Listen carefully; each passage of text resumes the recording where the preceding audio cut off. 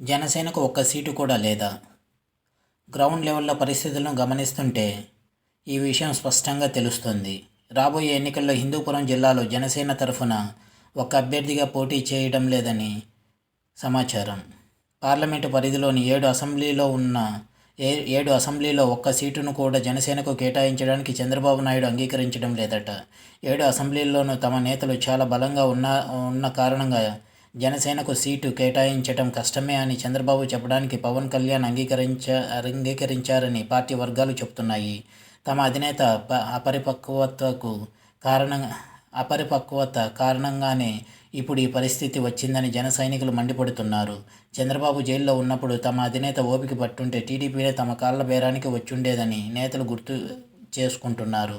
అలా కాకుండా టీడీపీ బాగా అయోమయంలో ఉన్నప్పుడు తమ అధినేత తనంతట తానుగా వెళ్ళి పొత్తు పెట్టుకుంటున్నట్లు ప్రకటించి తప్పు చేశారని చాలామంది చెబుతున్నారు.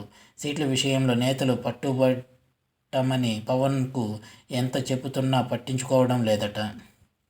అందుకనే ఇప్పుడు హిందూపురం జిల్లాలో ఒకటంటే ఒకటి కూడా అసెంబ్లీలో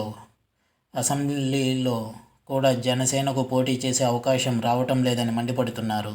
ధర్మవరం, కదిరి, పుట్టపర్తి నియోజకవర్గాలలో కనీసం ఒక్క సీట్ అయినా తీసుకోమని పవన్కు నేతలు ఎంత చెబుతున్నా పట్టించుకోవటం లేదట. అందుకని తమ్ముళ్ళు అడ్వాంటేజ్ తీసుకొని తమ పార్టీకి ఒక సీటు కూడా లేకుండా చేస్తున్నారంటూ తెగ బాధపడిపోతున్నారు. ఇక్కడ ముఖ్య విషయం ఏమిటంటే పోటీ చేసే అవకాశం తమ పార్టీకి పోతుందో అని జనసేన నేతలు బాధపడుతున్నారే కానీ పవన్కు మాత్రం ఎలాంటి బాధ ఉన్నట్లు లేదు.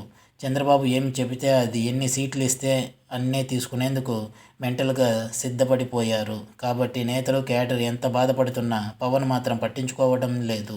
అంటే పార్టీ ఉనికిని చాటుకోవాలన్న తపన నేతల్లో, క్యాడర్లో కనిపిస్తోంది కానీ పవన్లో లేదన్న విషయం అర్థమైపోతోంది.